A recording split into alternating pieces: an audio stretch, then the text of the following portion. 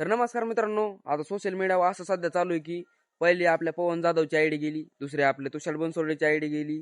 तर हे रिपोर्ट टाकणार मी एकच सांगतो, तुम्ही तेवढी मेहनत करून दाखवा बरं, तेवढं तुम्ही ग्रो करून दाखवा आणि आम्ही रिपोर्ट मारतो. तर मग तुम्ही बघा त्याचा त्रास काय होतो तुम्हाला. तर कारण एका आपल्या पवन जाधवची आयडी म्हणजे 25 लाख त्याच्या फॉलो होते ना, आपले याचे तुषार भाऊची आयडी त्याचे 7 लाख फॉलो झालते.